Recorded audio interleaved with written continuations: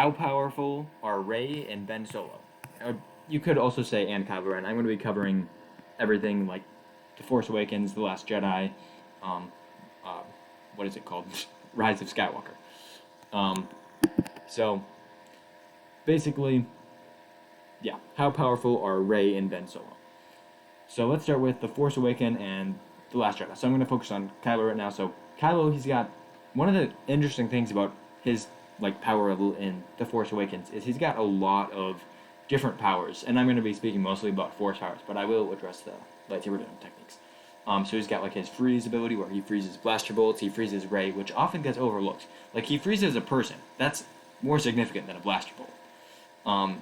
And then he like knocks Rey out, which I think is also more significant than freezing, even though no one talks about that scene on Takodana.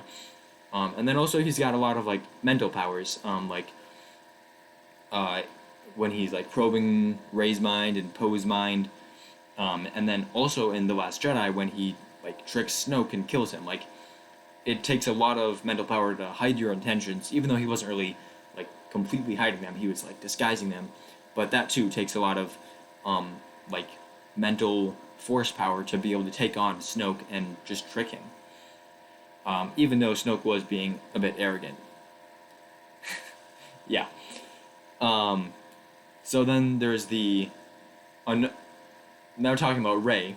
She's got in the Force Awakens and the Last Jedi. She's got other than like telekinesis and like force augmentation and force sensing stuff, all that stuff, like the normal stuff. But she also does a mind trick, which is very powerful, like unbelievably powerful, if you ask me. But I guess some people like it. So yeah, that's interesting. And then also in The Last Jedi, she has this scene where she like lifts up all those rocks, and like that's a lot of rocks. Again, unbelievably powerful in my opinion, and yet Kylo Ren was able to earlier in the movie he was able to match her force pull when they were like doing the tug of war over the Skywalker lightsaber, and then it splits in half. Like, imagine splitting in half like a piece of metal that thick. That takes incredible strength. So both of them have extremely powerful telekinesis.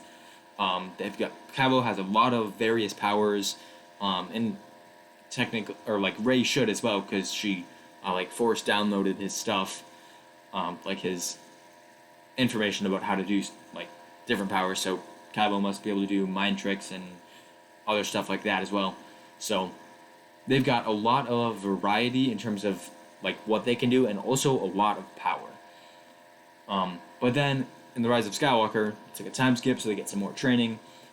So they do some other cool feats in this one. They have this ship tug of war, and so earlier in like The Last Jedi, Rey and Kylo Ren were about equal in strength. Like with the lightsaber pulling of the Skywalker lightsaber, you can see that they're pretty much equal in strength.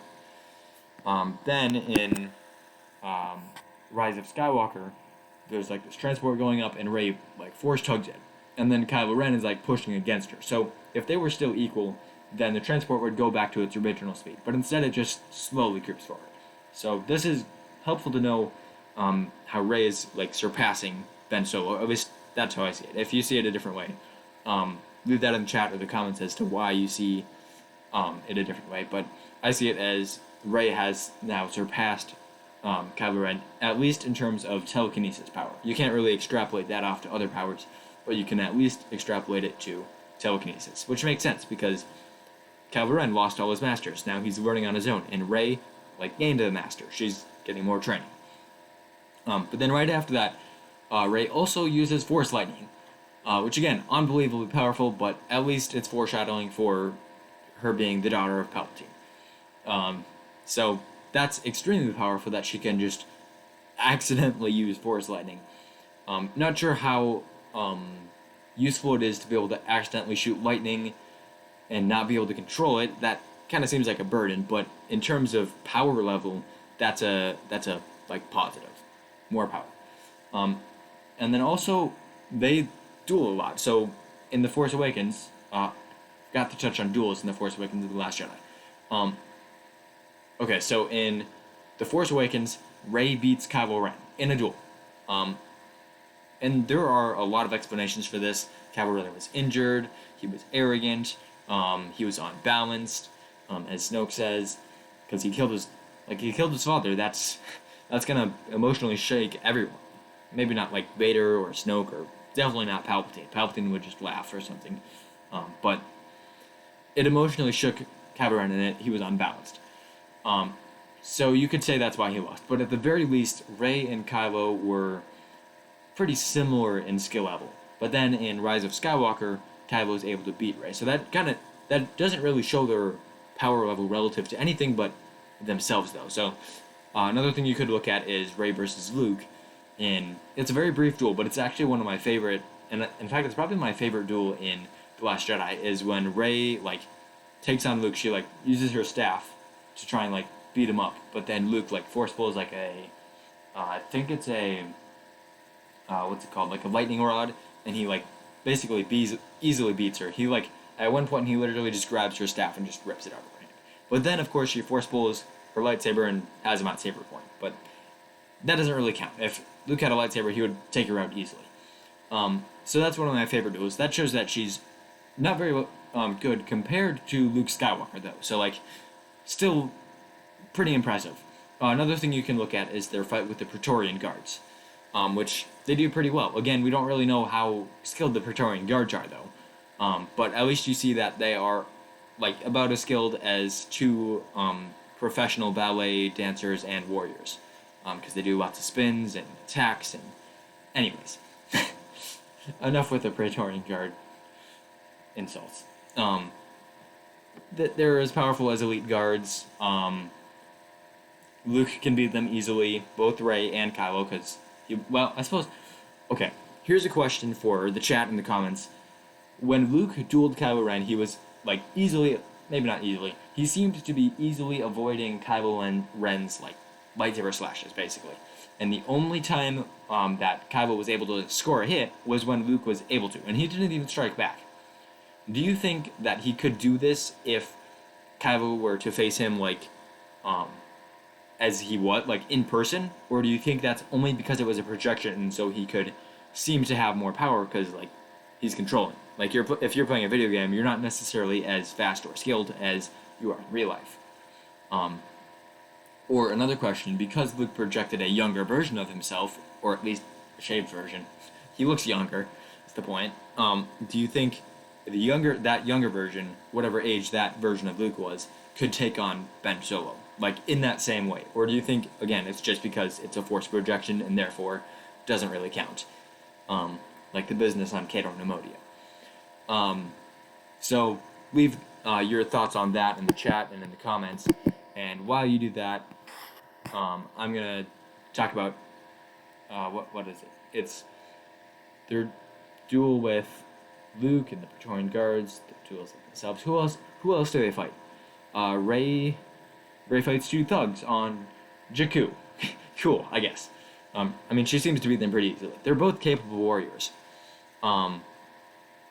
It's just a matter of figuring out how capable, and I think just by discussing it, you kind of get a picture of how powerful they are, at least in my mind. And I'd love to hear your thoughts about how powerful they are.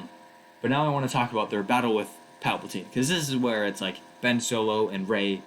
You would think at the height of their powers, but let's look at what happens. So, as soon as they start fighting, Palpatine uses his weird new Sith magic where he can just drain their life essence, and we don't really know how much this affects them. Does it take away some of their force power? Does it knock them out, or does it knock a usual person out? Can you block it? We don't really know that much. But afterwards, Kylo is just flung off a cliff super easily. It's barely an inconvenience for Palpatine. And then Rey is laying on the ground for a while, or at least what seems like a while. Perhaps it just seems like a while in her head, because we spend most of the time of that, just her thinking, basically. So she seems to lay on the ground for a while, and then after that, she picks up a lightsaber and blocks a bunch of lightning, which I guess takes strength, brute strength, and then she picks up another one, and it deflects it back through magic. So, it doesn't really show any, super strong force powers, so, yeah, I don't know. But then one very impressive thing, at least to me, is that Ben like survives his fall. Basically, like he falls down this giant cliff. Like you're like, there is no way he survives that. But then he eventually he crawls out, and then not only that, he uses force healing to put all of his force essence into Rey, and bring her back to life, and even at the cost of his death, or at the cost of his life, not the cost of his death.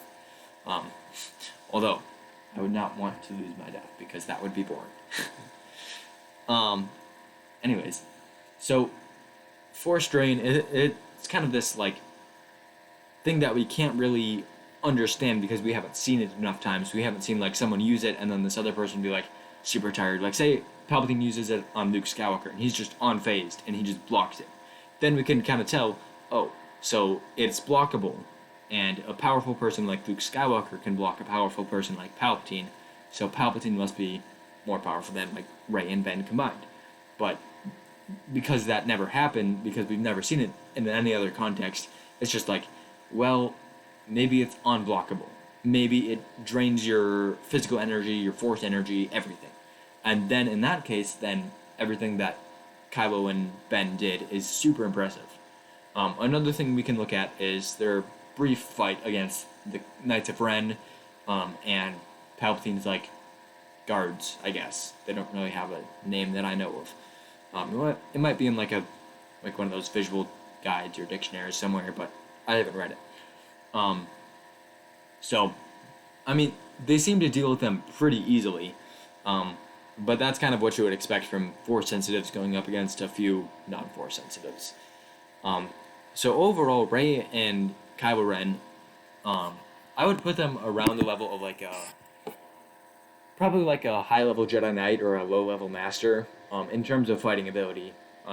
So like Luke Skywalker at the time of like Return of the Jedi, or Obi-Wan during the Clone Wars, Anakin during the Clone Wars, maybe a bit higher than like the Anakin and Obi-Wan during the late Clone Wars, I would say, maybe. So that's about where I would put them in terms of skill level.